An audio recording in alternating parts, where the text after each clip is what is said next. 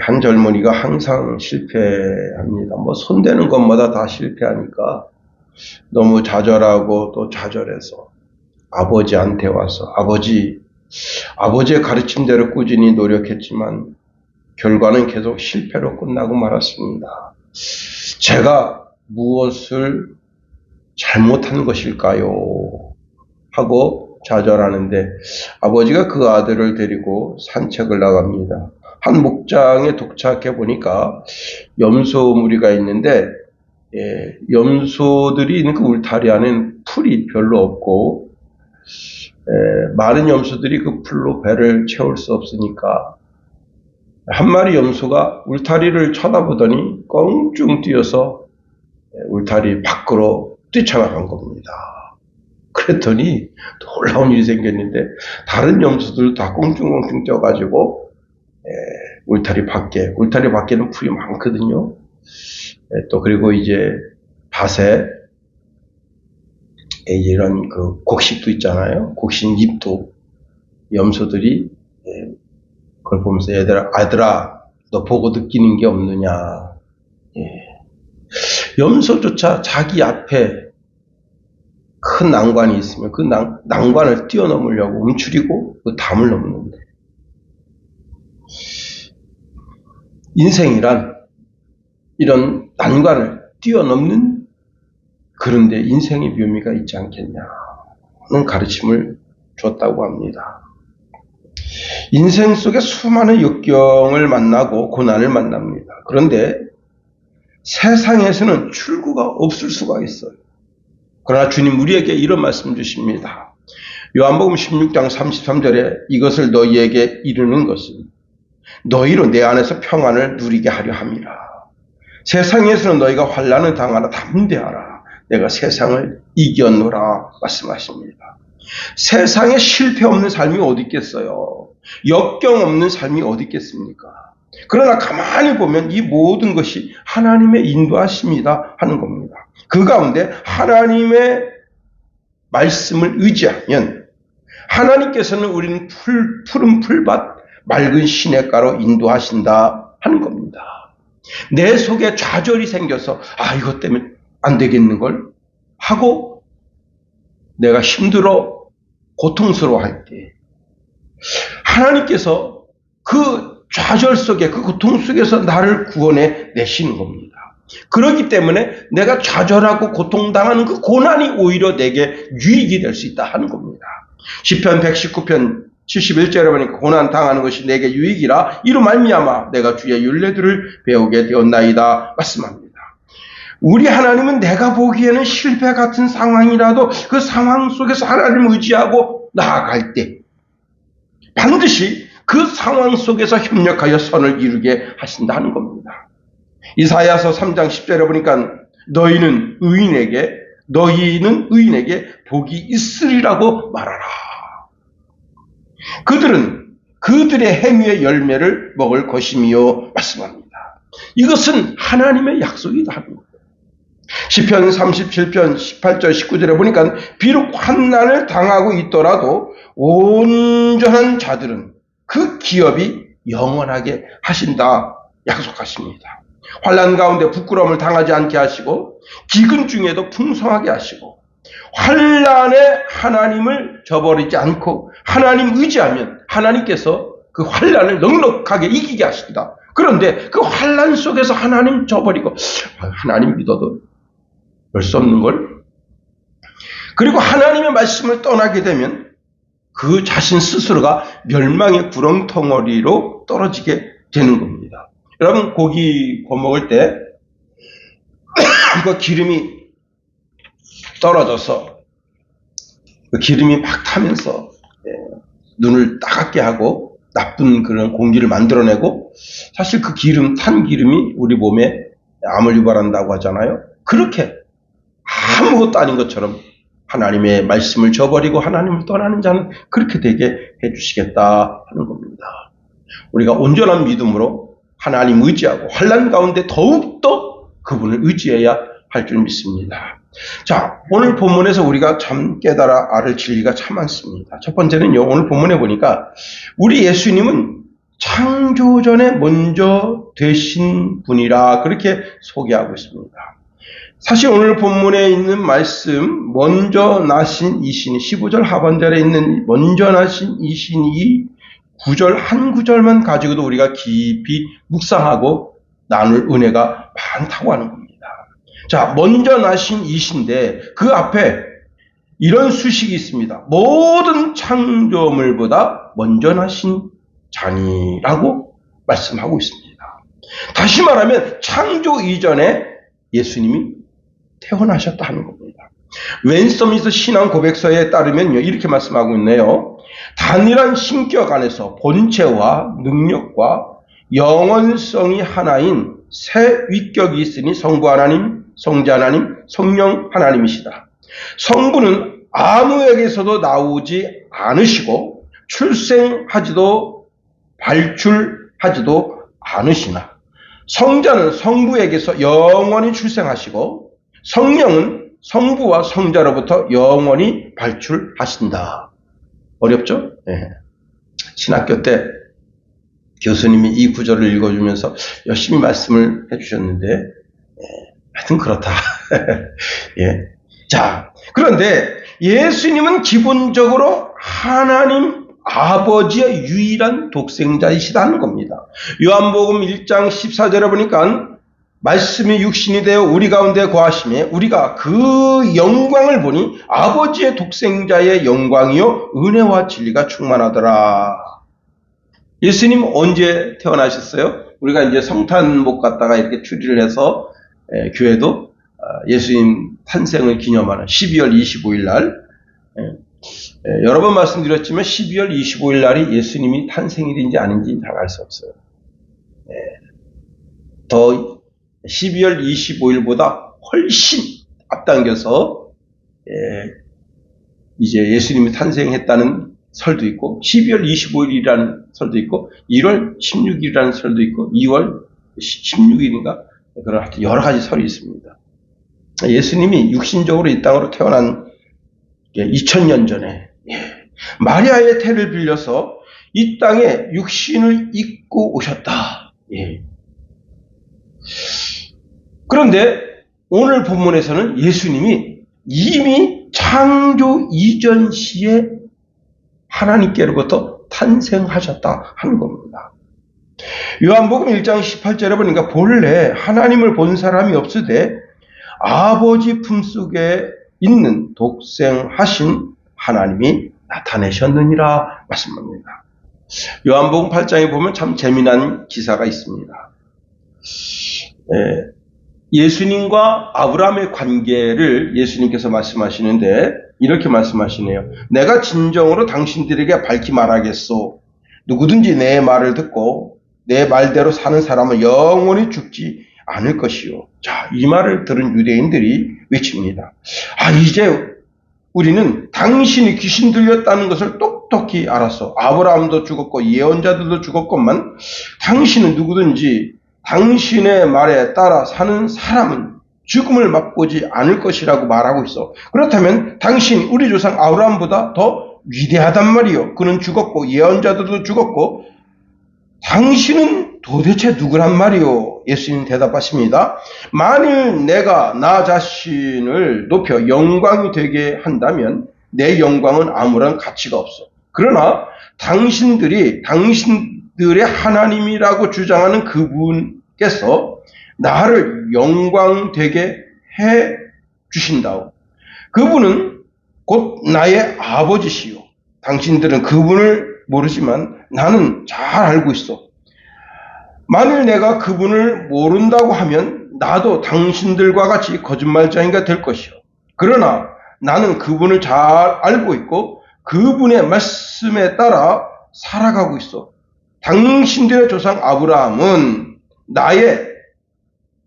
나를 보기를 고대하면서 즐거워하였고 마침내 그것을 보고 기뻐하였소 하니까 이게 무슨 얘기인가 하면 아브라함은 하나님께서 약속하시잖아요. 내 몸에서 날짜, 그 날짜가 이삭이 아닙니다. 그 날짜가 야곱도 아니에요. 요셉도 아니고 그 몸에서 날짜는 온 천하 만민이 온 천하 만민을 구원할 그 구세주 예수 그리스도를 가리키는 거예요. 근데 벌써 그때부터 날짜, 자기 몸을 통해서 태어날 자를 알고 있었는데, 이 아브라함은 자기 그 육신의 태를 통해서 이 땅에 그리스도가 오실 것을 알고 기뻐했다는 거예요. 그 얘기를 하고 있는 겁니다. 예수님 말씀하십니다. 내가 진정으로 당신들에게 밝히 말하겠소. 아브라함이 태어나기 전부터 내가 있었소. 자, 이 말씀을 듣자마자 유대인들이 돌을 들어서 예수님을 쳐 죽이려고 했던 겁니다. 그때 예수님께서는 그 성전들에서 피하여 나가셨다 하는 겁니다. 이때 당시 예수님 나이가 육신적인 나이가 33세이시다 하는 겁니다. 유대인들은 이렇게 말합니다. 당치도 않소. 당신은 아직 나이 50살도 안 되었는데 어떻게 아브라함을 보았단 말이오 하고 예수님을 향하여 오히려, 여러분 지금 이 말을 내 앞에서 예수님이 한다 그래도 여러분 그 말을 쉽게 이해하고 알아들을 수 있겠어요? 참 어려운 말입니다. 그러니 유대인들이 돌을 들어서 예수님을 치려고 했던 겁니다. 두 번째로, 예수님은 좀 어려운 테마인데요. 잘 들으세요. 영원에서 시작해서 영원까지 이르시는 분이시고, 이 영원이라고 하는 시간 개념이 있는데, 이건 천상의 시간 개념이죠. 영원에서 영원이라고 하는 시간이 있는데, 그 영원이라고 하는 어느 시간 한 정점에 창조가 일어난 거예요.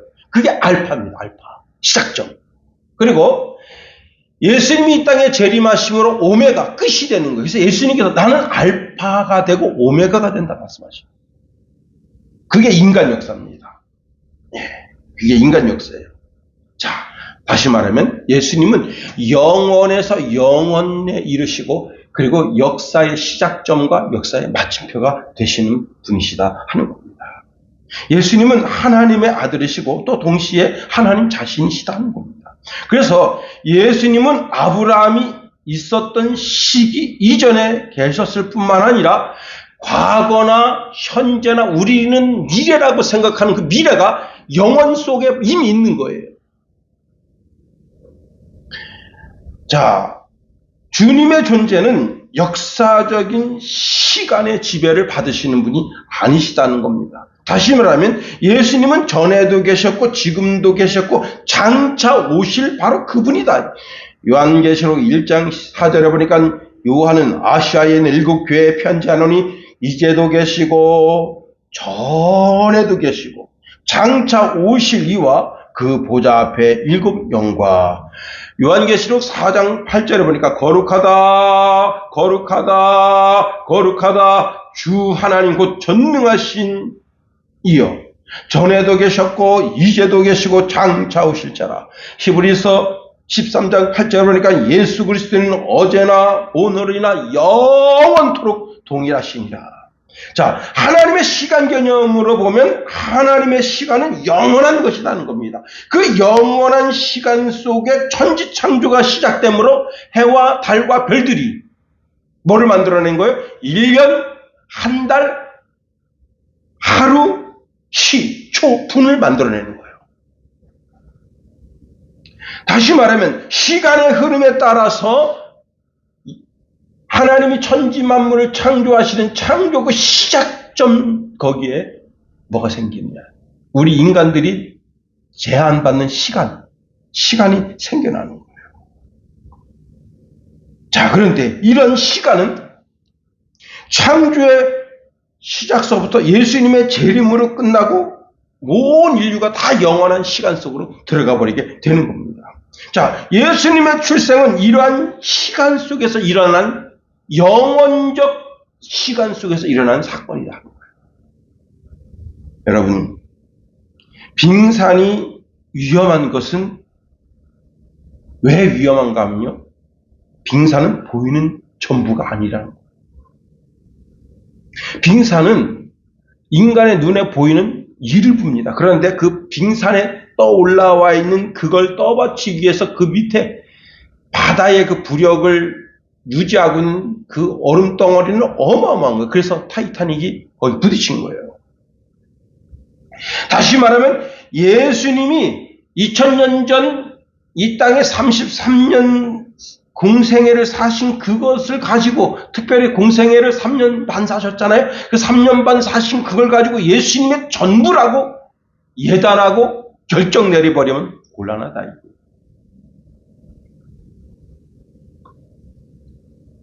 그러니까 제가 지난 시간에 이 이단들이 주로 사용하는 시간 개념 가운데 구약 성경은 뭐라고요? 성부 시대, 예수님 시대는 성자 시대, 지금은 성령 시대다. 그렇게 주장하려고 하는 그 주장이 뭐라 그랬어요? 성부 시대도 끝나고 성자 시대도 끝났고 성령 시대다. 그러니까 성부 시대의 구약 성경도 필요 없고 성자 시대 성경 그 신약 성경도 필요 없고 이제는 성령 시대라서 성령은 내게 직접 계시한다. 그래서 하나님의 말씀을 받으면 신이라 하지 아니하였더냐, 그 말씀 그 구절로 해서 이제 막 가는 거예요. 네. 이단들이 막가파가 되는 거예요. 네. 여러분, 아담과 하와가 에덴 동산에서 죄를 범했어요. 그리고 하나님이 두려워서 나무 그늘 뒤에 숨었습니다. 아담아, 아담아 부르시는데. 창세기 3장 8절에 보니까 그들이 날이 서늘할 때에 동산에 거느시는 여호와의 음성을 듣고, 동산을 거느시는 여호와, 그 누구냐? 바로 성육신 하시기 전 예수님입니다.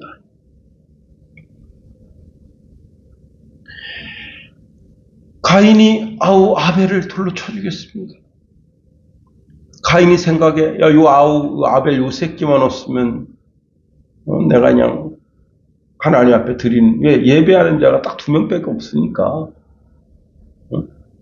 그렇다고 2명밖에 없다는 말은 사람이 없었다는 말이 아니에요. 사람이 어마어마하게 많이 있었어. 그런데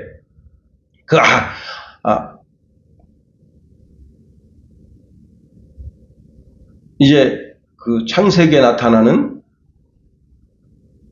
가인, 그 아우, 그리고 또 셋, 다 모두 다 대표적, 성경의 대표적 인물로 기록된 것이지 이미 많은 인간이 있었어요. 네. 그런데 하나님이 그 가인을 만나십니다. 얼굴을 대면하시는 거예요. 이렇게 말씀하셔요. 가인이 그 아벨을 쳐 죽이고 기록할 때 가인에게 그 죽음을 면하는 표를 주셨어. 그리고는 이렇게 말씀하십니다. 그렇지 않다. 가인을 죽이는 자는 벌을 7배나 받으리라. 하고는 가인에게 표를 주사 만나는 누구에게든지 죽임을 면케 하시니라. 그런데 가인은 그 여호와 하나님 앞을 떠나버렸어. 그리고 자신 스스로 하나님과는 관계없는 삶을 살아가면서 이 인류의 어떤 역사를 만들어내는 거야? 하나님 없이 살아가는 삶을 만들어내는 거야. 거기서 음악을 발전시키고 문화를 발전시키고 종교를 발전시키고. 네. 자, 시대가 쭉 흘러갑니다. 자, 아브라함이 결혼해서 75년 됐어. 그래도 자식이 없어. 그런데 나이 75세 하나님 음성 듣고 이제 가나안 땅에 올라왔다가 거기에 기근이 있으면서 애굽으로 내려가서 거기서 바로 왕을 속이려고 달려들었다가 그만 하나님의 개입하심으로 다시 이제 올라올 때, 그때 그 바로가 하갈이라고 하는 몸종을 줬습니다. 10년이 지난 즈음에 그래도 계속 자식이 없으니까 사례가 하갈을 취해서 후사를 봐야 되지 않겠냐 해서 아브라함이 하갈을 취해서 후사를 받습니다. 하갈이 자기가 임신한 걸 알게 된 거예요. 그랬더니 이 몸종이 그때부터 뻔뻔해집니다. 그 사례를 계속 괴롭혀요. 애도 못 낳는 년이 무슨 안주인이야? 나가 되죠? 화를 내고, 그러니까 사례가 우와 이거 봐라, 이게 뭐야 이게? 아니 몸종년이 임신했다고 나를 이렇게 괴롭히고 해서 아브라함 쫓아가서 하소연하니까 아브라함이 참 이런 말합니다. 그 하갈은 당신의 몸종이니까 당신이 마음대로 해라. 그래서 쫓아냈어요. 야, 인신한 여자를 내쫓은 거야. 그러니까 뭐 인권 성경에서 야, 진짜 인간의 본성으로 산다는 건 뭐 인권은 그런 거 없어요. 그래서 하갈이 이제 애굽으로 돌아갑니다. 돌아가는데 어디로 가냐면 사하라 사막을 건너서 이제 가려고 하는 거예요. 그런데 엄두가 안 나. 한 샘 곁에서 거기서 신세 타령하고 이거 어떡하지 할 때 그때 하나님의 천사가 나타났어요. 그런데 원어로 보면 그게 성육신하시기 전 예수님입니다. 그분이 이런 말씀을 주십니다. 하갈아, 너는 내 여주인에게로 돌아가라. 너는 그분을 잘 모셔라. 내가 내 자손을 셀 수 없을 만큼 불어나게 할 것이다. 내가 지금 아이를 가졌으니 이제 곧 아들을 낳을 것이다. 너는 그 아이의 이름을 이스마엘이라고 지어라. 주께서 내가 부르짖는 고통의 소리를 들어주셨다는 뜻이다. 그래서 이제 하갈이 다시 이제 아브라함 집 돌아갑니다. 그리고 아들을 낳고 이름을 이스마엘이라 그렇게 이름을 줬습니다. 그 하갈이 그 샘 곁에서 그 고통스러워하면서 거기서 괴로워할 때 만나 주셨던 그분이 성육신하시기 전 예수입니다. 자, 시간이 좀 더 이제 여기에 하갈 사건 그 이전에 어떤 사건이 있었는가 하면 아브라함과 조카 롯이 헤어졌습니다. 그때 이 소돔성 사람들이 아주 그냥 극악무도하게 폭력이 난무하고 영적으로 성적으로 엄청 타락해서 하나님이 도저히 이 소돔과 고모라를 그냥 두실 수 없는 상태가 된 거예요.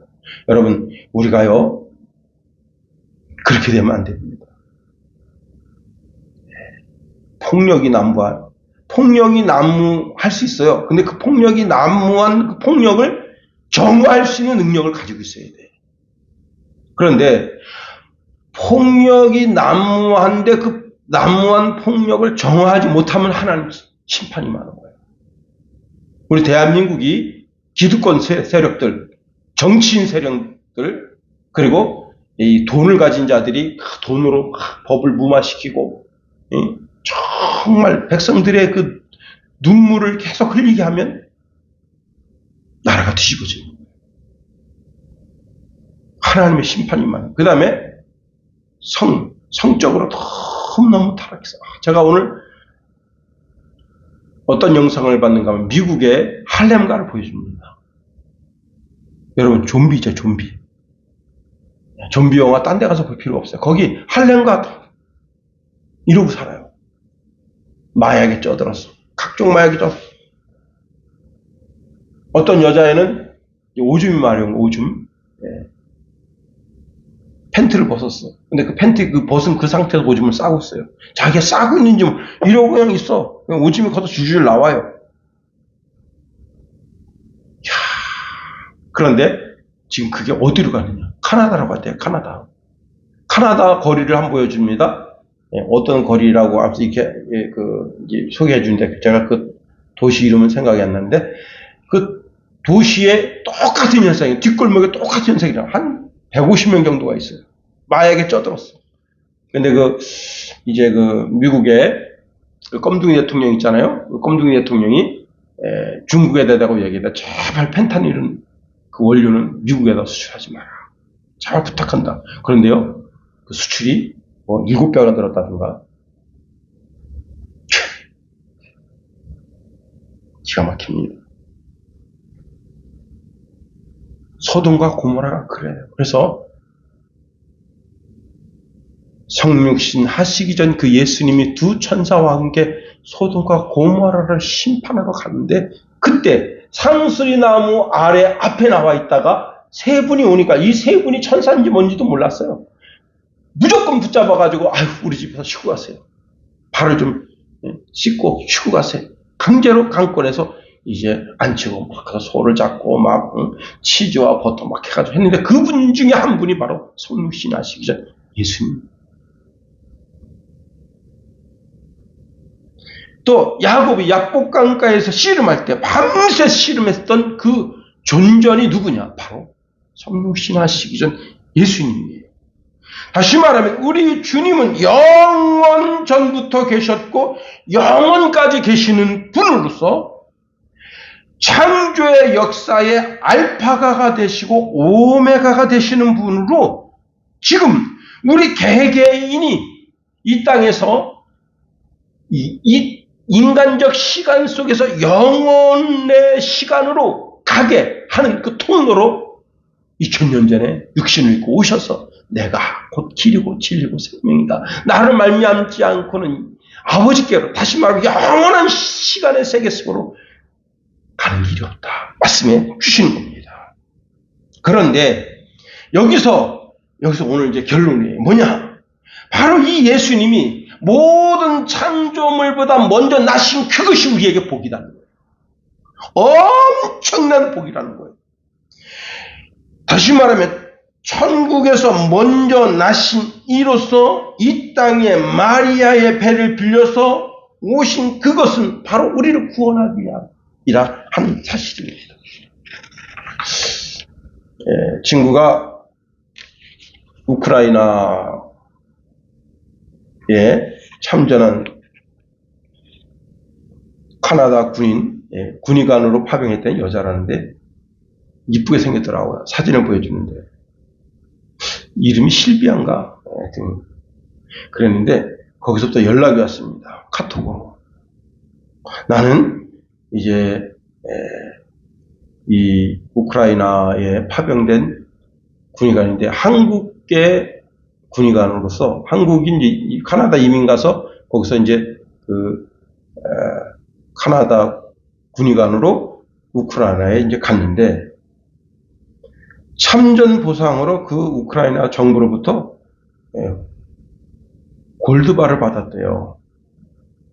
그래서 이 골드바를 안전한 곳으로 이동 보관하기 위해서 한국을 택했는데, 당신이 내가 가지고 있는 골드바를 이제 보낼 테니까, 그 적십차를 통해서 보낼 테니까 그걸 받아서 보관해야 되는데, 그 적십차를 통해서 그 골드바가 오는 그 배달료 있잖아요. 그 배달료를 보내달라. 그래서 이 친구가 그 배달료를 보낸 거예요. 여러분, 수상하지 않아, 그지? 나중에 시간이 지난 다음에 자기가 속은 걸 아는 거야. 이게 뭔가 잘못됐거든. 예? 돈을 보냈는데 뭔가 잘못됐거든. 예? 그리고 이제 젊고 이쁜 여자인데, 예? 그 사진을 보면요, 한국인처럼 안 생겼어요. 자기 한국인이라 했거든. 예? 한국인처럼 안 생겼어요. 속이 너무 쓰리니까 이런 거 속지 말라 하고 이제 올린 겁니다. 여러분, 우리가 속으면 안 되죠. 속으면 안 될 것이 예수님이 2000년 전 마리아의 태를 빌려서 오신 분으로만 인정하게 되면 구약 성경을 폐기하게 되는 거예요. 하나님의 형상이 예수님이신 것도 뭐도 아닌 것이 되는 거예요. 정말로 이만희가 창조주가 되고요, 망분의 주 여호와가 되는 거예요. 속으면 안 된다. 바울이 말합니다. 속지 말아라. 속지 말아라. 여기에 먼저 나신 자라는 이 구절에 대한 오해가 있어 왔는데 예수 그리스도를 하나님에 의해서 창조된 존재, 하나님으로부터 창조된 존재라고 우리가 봐야 되는데, 예수님을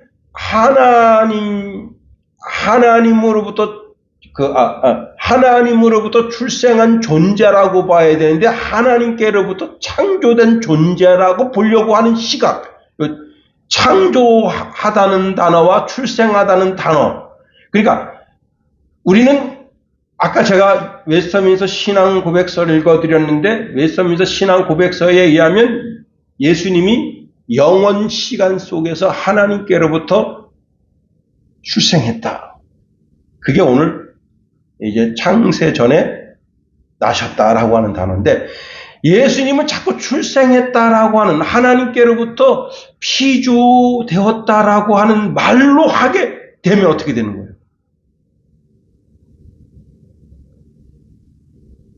제가 어렵게 설명을 해드렸나면 자 다시 한번 이 먼저 나신 자라고 하는 단어에 대한 오해가 있어 왔는데 예수 그리스도를 하나님에 의해서 창조된 존재로 보려고 하는 것.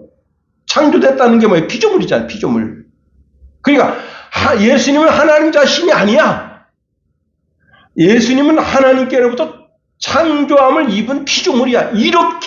이렇게 생각하려면 왜? 마리아를 태를 통해서 낳았으니까 그렇게 보려고 한다면 그렇게 보려는 시각이 있어 왔다는 거예요. 그 시각으로 뭐예요? 예수는 실패자야.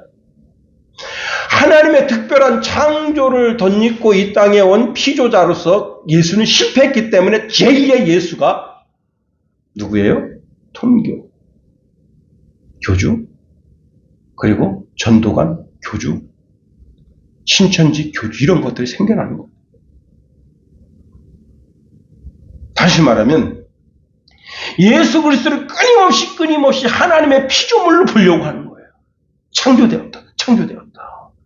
그런데 여러분 오늘 본문에 이렇게 말씀하고 있는 것에 주목해야 됩니다. 모든 창조물보다 먼저 나신 자, 태어났다, 출생함을 입었다는 거예요. 이것이 우리의 신앙 고백이다. 여기서 한 걸음 더 나아가 먼저 나신 자라는 뜻은 히브리 사회의 가정에서 아버지의 대행자이시고 상속자로서의 장자라는 뜻이다 하는 겁니다. 그래서 먼저 나신 자는 메시아적 칭호로서 주라고 하는 단어와 동등한 위치에 있는 대명사라. 자, 먼저 나신 자라는 단어는 피조물이라는 단어를 배격하고 오히려 그리스도는 창조주로서 존엄과 권위를 가진 만물의 통치자임을 나타내는 구절이다 하는 겁니다. 예수 그리스도가 모든 창조물보다 먼저 나신 자라는 것은 그 말 그 자체가 그리스도는 창조물이 아니고 더 나아가 하나님의 독생자라는 것을 나타낸다고 하는 겁니다. 제가 이제 13일 날 이발하러 가서 원장님께 헤어지면서 성탄 인사를 했습니다. 예, 성탄절 잘 보내시고 내년 이제 뵙겠습니다. 그랬더니 벌써 성탄 인사하세요. 그래서 또 만날 건 아니지 않습니까? 여러분 교회력으로는 12월 25일을 예수님이 이 땅에 오신 날로 우리가 정해서 그 날을 절기를 지킵니다. 그러면 예수님이 왜 이 땅에 오셨나요? 오직 예수 그리스도만이 우리의 구주가 되시는 분으로서 여러분 예수님의 나심은 창조에 들지 않은 인간 창조, 온 우주 만물을 창조하는 창조에 들지 아니하신 분으로서 이 땅에 마리아의 태를 빌려서 오신 것이다 하는 거예요. 그것이 감사한 거예요. 아담 이후에 모든 인간이 다 죄로 물들었어요. 로마서 3장 23절에 보니까 모든 사람이 죄를 범하였으며 하나님의 영광에 이르지 못하다니 했습니다. 아담 이후에 모든 인생이 다 죄인이다 하는 겁니다. 이렇게 놓고 보면 예수님도 죄인이다. 그래서 아리우스라는 사람이 그리스도는 피조물이라 그렇게 주장한 거예요. 즉 예수는 실패자다. 예수는 그리스도가 구주가 될 수가 없다. 그러나 이것은 성경도 하나님의 말씀도 잘 알지 못해서 오해하는 겁니다. 예수님이 온 우주 만물의 창조 이전에 먼저 나신 분이 되셔서 구약 시대의 모세오경 속에 그분의 존전이 드러나 있고 구약 성경에 드러나 있고 그 다음에 2000년 전 마리아의 태를 빌려서 이 땅에 오셨는데 예수님은 남자와 여자의 사랑을 통해서 태어나는 것이 아니고 성령의 강한 임재로 인하여 성령으로 말미암아 출생하게 된 거예요. 그래서 예수님은 어린 양으로서 흠도 점도 티도 없는 분입니다. 왜? 흠도 점도 티도 없는 어린 양이어야만 우리 죄를 대속할 수 있다는 거예요. 우리의 어린 양이신 그리스도에게는 아담의 피가 흐르지 않는다는 겁니다. 비록 여인의 태를 빌려서 오셨지만 예수님에게는 인간의 아담의 피가 흐르지 않는 거예요. 그래서 그 요셉이 육신의 아버지잖아요. 이게 족보상으로는 빨리 죽은 거예요. 네. 자, 구약에서 죄의 용서함을 받으려면 흠 없는 어린 양의 피로서 구속고 죄사함을 받을 수 있습니다. 그런데 우리 예수님이 하나님의 어린 양이 되셨다. 요한이 예수님이 이렇게 오시는 걸 보고 보라 하나님의 어린 양이다. 이틀이 지났습니다. 또 예수님이 이렇게 거니시는 걸 보니까 그 자기 옆에 있는 두 제자에게 보면서 보라 하나님의 어린 양이다. 너 가서 저 예수님을 섬겨라. 두 제자를 보냈습니다. 예수님은 우리의 어린 양으로서 점도 흠도 티도 없는 분이에요.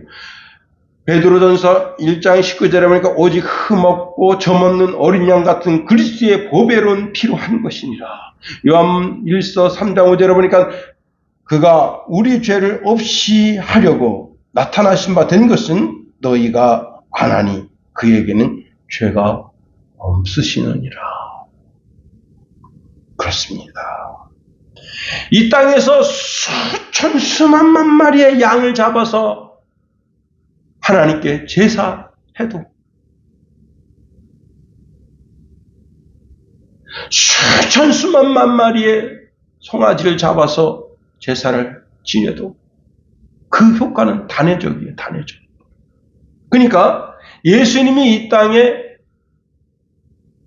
탄생하지 않으셨으면요. 지금도 계속해서 속죄의 어린 양을 잡아야 돼요. 여러분 조금 죄를 지면 어떻게 해요? 돈 없는 사람은 비둘기를 사가지고 가서 우리나라 같으면 닭이지 이제 다. 비둘기 여러분 쉽게 볼 수가 없잖아요. 그죠? 닭이지. 닭 갖다 그냥 계속 갖다 바쳐야 되는 거야. 우리 김성월이가 맛있게 그냥 닭도리탕 거 안 돼. 계속 갖다 성전에 갖다 바쳐야 되는 거야. 그냥 김용호 목사는 그냥 예복을 맨날 닭 잡아가지고 그걸 태워서 그래야 되는 거야. 제사장이라고. 근데 예수님께서 자신의 몸으로 십자가에서 모든 물과 피를 흘려 우리 죄를 속함으로 단번에 단 한 번에 영원한 그 효과가 영원한 제사를 드려준 거예요.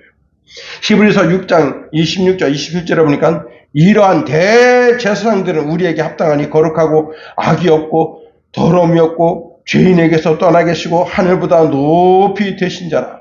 저 대제사장들이 먼저 자기 죄를 위하고 다음에 백성의 죄를 위하여 날마다 제사 드리는 것과 같이 할 필요가 없으니 이는 저가 단번에 자기를 드려 이루셨습니다. 맞습니다. 단번에 한 번에 그 십자가에서 자기 자신의 모든 물과 피를 쏟아 누구든지 예수님이 나를 위해서 저렇게 물과 피를 쏟아서 구원해 주셨다라고 하는 사실을 믿기만 하면 그 사실을 믿기만 하면 구약의 제사장들이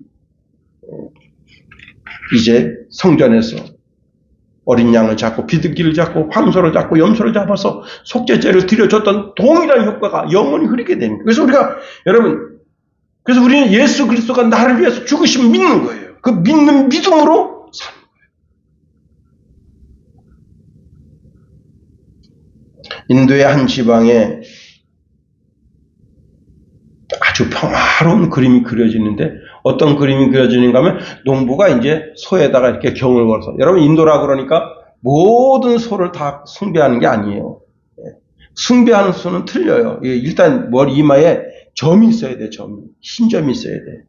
잡아먹진 않아요. 그렇다고 해서. 그런데 그 소는 숭배 대상이 돼요. 흰소. 이 체격이 벌써 틀려요. 골격이 진짜 잘생겼어요. 그런 소를 하지. 그냥 일반 소들은 잡아먹지 않지만 그냥 이렇게 막 풀 갖다 주고 막 그렇게 하진 않아요. 근데 일단 여기 이마에 흰점이고 이게 골격이 좀 있는 그런 소인데 그 소는 신의 대상으로 풀을 매일 갖다 먹여줍니다. 근데 이제 일이 바쁘면 소 붙잡아다가 이제 경을 걸어서 밭을 갈아요. 근데 그때 그 마을에 한 구도자가 이렇게 나가서 그걸 봅니다. 그냥 농부가 이랴 하면서 소를 막 밭을 가는데 가만히 자기 보니까 발밑에 개미들이 열심히 일을 하고 있어요. 막 나뭇잎을 물어다가 자기 둥지로 들어가고 그 다음에 곤충 사체 물어다가 근데 이제 그 농부가 계속 밭을 갈아오니까 이렇게 하다 보면 어느 순간에 되면 이 쟁기 밑에 있는 것을 버섯이라는데 버섯이 개미집을 싹 갈아엎을 거란 말이야. 그 갈아엎는 게 뭐예요? 멸망이잖아. 그래가지고 이 구도자가 말합니다. 야, 이 개미들아, 야, 저기 지금 농부가 밭을 갈아오고 있어. 빨리빨리 도망가. 아무도 안 도망가요. 열심히 일하고 있습니다. 그러니까 그 농부가 저 양반 저 우리 동네 선교사 아니야? 저 뭐가 저 시부렁거리는 거야? 가까이서 보니까 개미하고 자꾸 대화를 하려고 합니다. 그러니까 이 농부가 이렇게 말한 거예요. 여보시오. 사람 말로 아무리 하면 뭐하냐. 당신이 개미가 돼서 개미 언어로 얘기해줘야 개미가 알아듣는 거 아니에요. 그러니까 구도자가 그 농부를 쳐다보면서 이렇게 얘기했습니다. 말이 맞습니다. 그래서 예수님이 이 땅에 육신을 입고 오셔서 우리에게 진리의 길을 말씀해 주신 겁니다. 선생님, 그동안 제가 여러 번 말씀드렸지만 예수님이 그리스도 영접하지 않았는데 바로 이와 같은 시간입니다. 온 세상에 종말이 다가오고 있는데 그 종말이 다가오는 그 종말을 면케하기 위해서 주님이 땅을 쓰이더라. 그 종말을 준비하라. 종말을 준비하고 천국으로 가는 길이 바로 나뿐이다. 그렇게 말씀해 주신 겁니다. 라고 그에게 전됐다고 합니다. 우리는 모두 세상 일에 바빠서 온 우주와 영적인 세계에 어떤 일이 일어나고 있는지 잘 몰라요. 그래서 인간에게 육신의 삶의 길만 있지 않고 마음의 길만 있지 않고 영적인 즉 육과 마음, 혼과 영의 길이 있음을 알려주기 위해서 이 땅에 우리 주님이 오신 겁니다. 이 땅에 주님이 오셔서 우리에게 사는 길을 여신 거예요. 고린도전서 15장 45절에 보니까 기록된 바 첫 사람 아담은 생명이 되었다 함과 같이 마지막 아담 누굽니까? 예수님이죠. 예수님은 살려주는 영이 되죠. 요한복음 6장 40절에 보니까 내 아버지의 뜻은 아들을 보고 믿는 자마다 영생을 얻는 이것이니 마지막 날에 내가 이를 다시 살리리라. 요한복음 6장 54절에 내 살을 먹고 내 피를 마시는 자는 영생을 가졌고 마지막 날에 내가 그를 다시 살리리니. 로마서 8장 10절에 보니까 또 그리스도께서 너희 안에 계시면 몸은 죄로 말미암아 죽을 것이나 영은 의로 말미암아 살아 있을 것이니라. 우리 예수님은 창조 이전에 하나님께로부터 출생하신 분으로서 이 땅에 마리아의 태를 빌려서 오셔서 죄 없으신 분으로 우리를 위해서 십자가에 죽으시고 우리에게 영생의 길을 허락하시는 분이시다 하는 겁니다. 그렇습니다.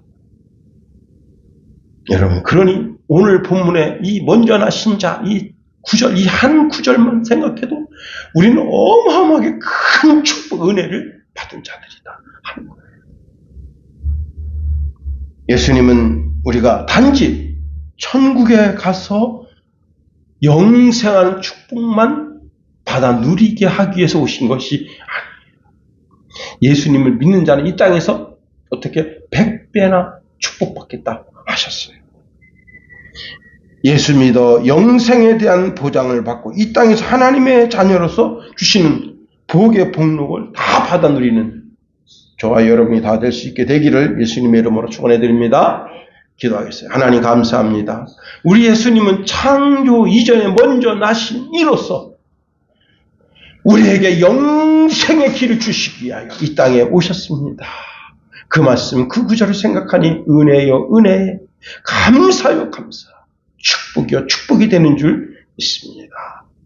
먼저 나신 이로써 우리를 위하여 자기 자신을 기꺼이 십자가에서 다 주고 물과 피를 쏟아 우리를 구원해 주신 그 은혜에 감사하고 평생의 그 은혜 가운데 은혜를 신세를 갚는 우리가 될 수 있도록 복을 내리시며 인도하소서. 예수님 이름으로 감사하며 기도합니다. 아멘. 우리 1장 드리고 기도하겠습니다. 주기도문 하겠습니다.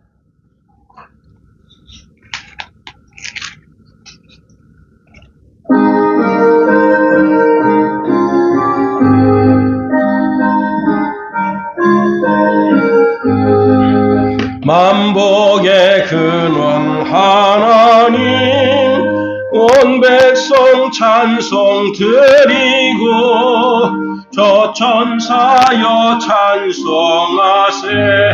찬송 성부 성자 성령. 아멘. 주기도문 하겠어요. 하늘에 계신 우리 아버지, 아버지의 이름을 거룩하게 하시며 아버지의 나라가 오게 하시며 아버지의 뜻이 하늘에서와 같이 땅에서도 이루어지게 하소서.